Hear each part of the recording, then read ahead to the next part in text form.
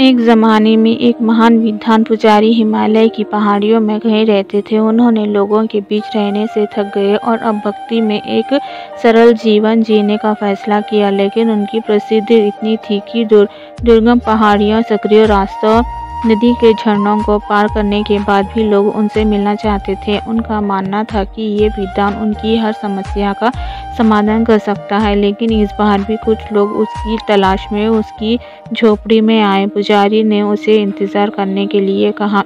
4 दिन बीत गए, अब कई और लोग वहां पहुंच गए हैं। जब लोगों के लिए जगह कम थी, तब पुजारी ने कहा, आज मैं आपके सभी सवालों का जवाब दूंगा, लेकिन आपको ये वादा करना होगा कि यहाँ से जाने के बाद आप किसी और को इस जगह के बारे में नहीं बताएंगे, ताकि आज के बाद मैं एकांत में अपनी साधना कर सकूं।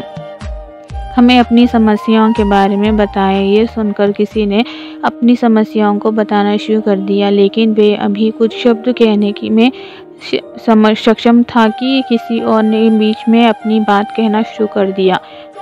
सभी जानते थे कि आज के बाद उन्हें कभी भी पुजारी के से बात करने का मौका नहीं मिलेगा, इसलिए वे सभी जल्द से जल्द अपनी बात कर रखना चाहते थे। कुछ ही देर में वहां का दृश्य मछली बाजार जैसा हो गया।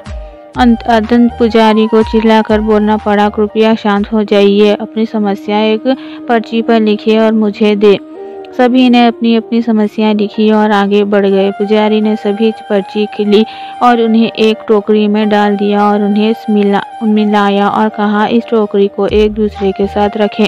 ये हर व्यक्ति एक पर्ची उठाएगा और उसे पढ़ेगा। उसके बाद मुझे ये तय करना होगा कि वे इस समस्या से अपनी समस्याओं को बदलना चाहता है। हर व्यक्ति एक पर्ची उठाता है, वे इसे पढ़ता और डर जाता है। एक एक करके सभी ने लिखित पर्चियां देखी और कोई भी अपनी समस्या के बदले किसी और की समस्या लेने को तैयार नहीं हुआ। सभी को ये सोचना था कि उनकी अपनी समस्या चाहे कितनी भी बड़ी हो, अन्य लोगों की समस्या उतनी गंभीर नहीं है। 1 घंटे बाद हर कोई अपने हाथ में पर्ची लेकर लौट गए। वे खुश थे कि उसकी समस्या इतनी बड़ी नहीं थी जितना वे सोचते थे। हमें लगता है कि सबसे बड़ी समस्या हमारी है, लेकिन जानते हैं कि इस दुनिया में लोगों के पास इतनी बड़ी समस्याएं हैं कि हमारे सामने कुछ भी नहीं है। इसीलिए भगवान ने मुझे कुछ भी दिया है, उसी में खुश रहें और खुशहाल जीवन जीने की कोशिश करें।